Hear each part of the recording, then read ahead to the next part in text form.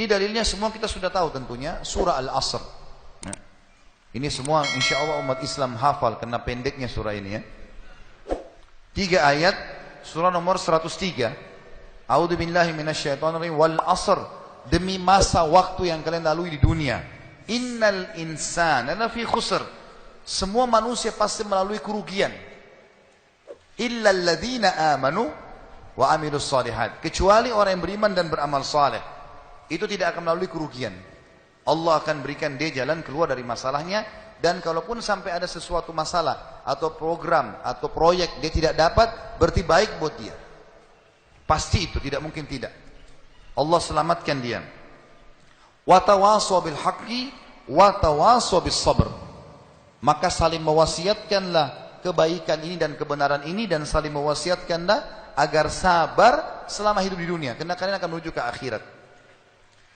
Saya kasih contoh teman-teman, ada satu doktor ngajar di Ummul Qura, Dr. Muhammad, semoga Allah jaga beliau.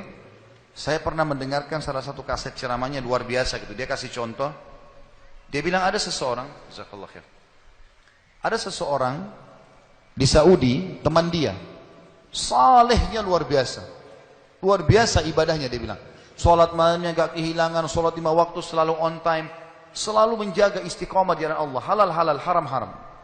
Satu waktu dia lamar seorang wanita, dan diterima lamarannya. Pada saat sudah mau menikah, gitu kan, kurang lebih ditentukan jadwal, kalau saya tidak salah itu 3 bulan dari waktu itu akan menikah. 2 bulan atau 1 bulan sebelum pernikahan, tiba-tiba perempuan ini batal pernikahan, batal pernikahan, nggak jadi nikah. Laki-laki ini bertanya kepada calon mertuanya, ada apa? Saya juga nggak tahu. Ditanya perempuan ini oleh orang tuanya, kenapa nak? Malu keluarga? Enggak, pokoknya saya nggak mau nikah sama laki-laki ini. Bersikeras si perempuan tidak mau nikah. Kata Dr. Muhammad, dia bilang, saya setiap kali ketemu sama teman saya ini, teman saya selalu berdoa. Saya dengar doanya, ya Allah kembalikan wanita ini pada saya suka sama dia. Luar biasa merengeknya sama Allah, gitu kan. Dan saya saking kesian sama dia, sampai saya mengatakan, ya Allah kabulkan buat dia.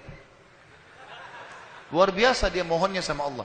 Tapi uniknya kata Dr. Muhammad, enggak dikabulkan, enggak dikasih sama Allah. Sampai tiba hari H pernikahan yang ditentukan tanggalnya, perempuan ini akhirnya memang dia tunggu waktu itu, ada laki-laki lain lamar, diterima sama dia. Diterima pada saat itu. Diterima lamaran laki-laki baru.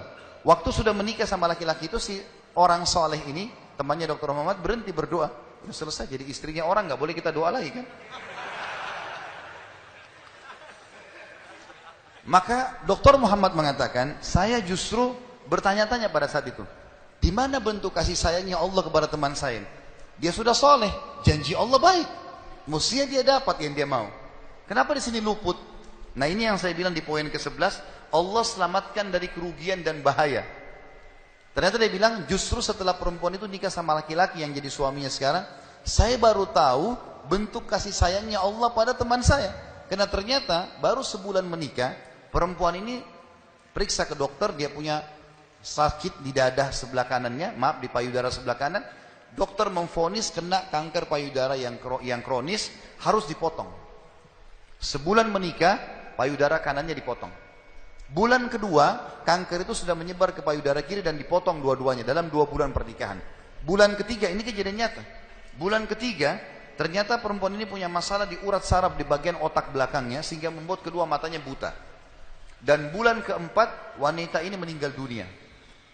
Kata dia, Dr. Muhammad bilang, subhanallah, kalau teman saya yang jadi suami dia, maka dia tidak akan menikmati pernikahan. Tapi Allah selamatkan dia dengan caranya. Jadi kadang-kadang ada yang luput dari kita. Kita sudah mohon sama Allah, Allah belum kasih. Kalau Allah tidak kasih, teman-teman, yakin itu baik buat kita. Jangan sangka buruk sama Allah.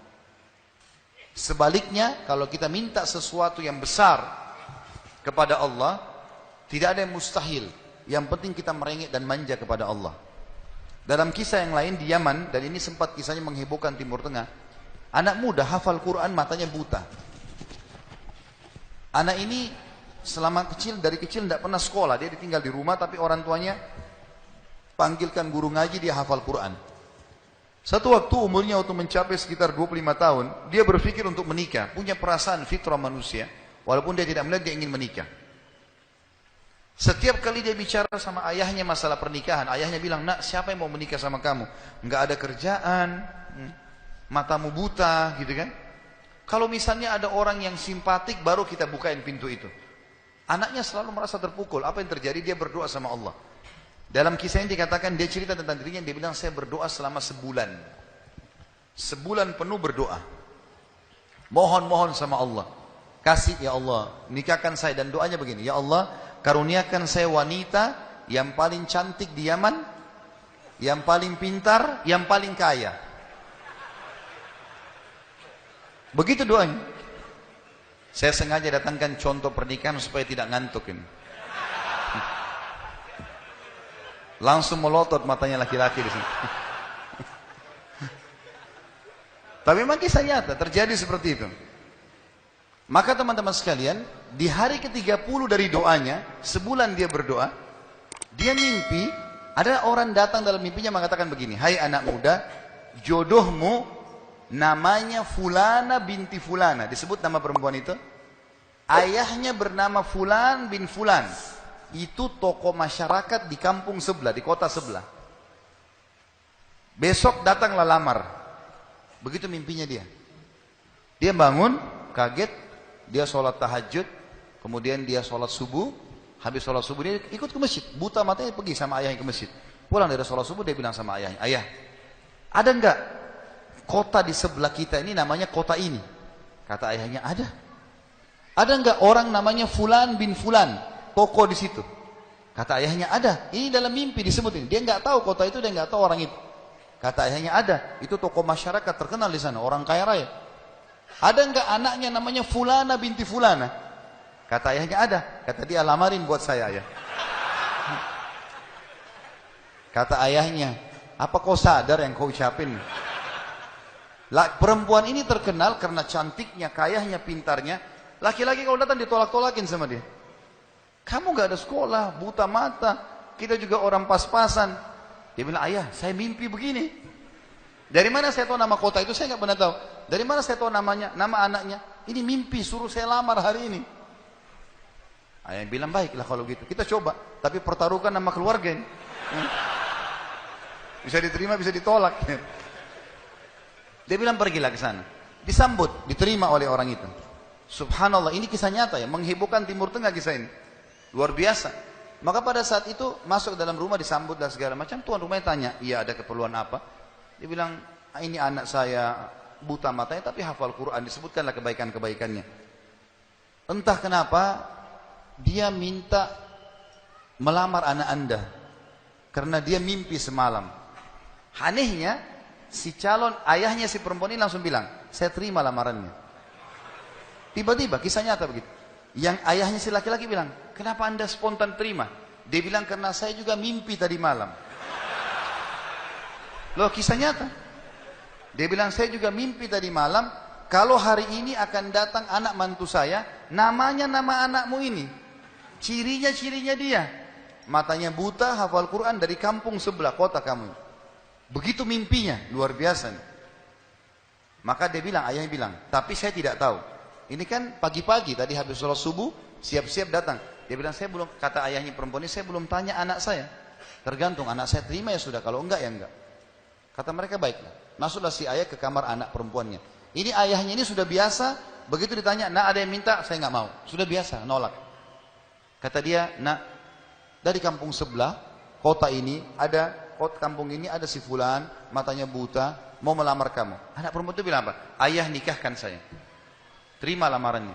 Kata ayahnya, bagaimana? Kau belum lihat orangnya? Dia bilang, tadi malam saya mimpi. Kisah nyata loh. Si perempuan itu mimpi. Mengatakan akan datang jodohmu besok, namanya Fulana bin Fulan, dari negeri kota sebelah, buta matanya, hafal Quran, terima lamarannya. Karena itu suami terbaik. Menikah gara-gara itu. Makanya sahabat dalam berdoa. Kita ini kadang-kadang atau antum ini sering berdoa, baru 2 kali sudah ngomel sama Allah. Sebulan orang berdoa. Beberapa hari, sabar. Jadi minta sama Allah tidak ada yang mustahil. Gitu kan? Satu sisi yang lain, kalau kita sudah minta Allah belum kasih, berarti bukan Allah benci sama kita. Justru Allah mau selamatkan kita sebagaimana kisah tadi, wanita yang buta itu. Ini namanya contoh orang selamat dari kerugian. Allah selamatkan dengan caranya. Masuk dalam semua lini teman-teman ya, proyek yang kita bisa dapatkan dan semuanya ini termasuk kebaikan.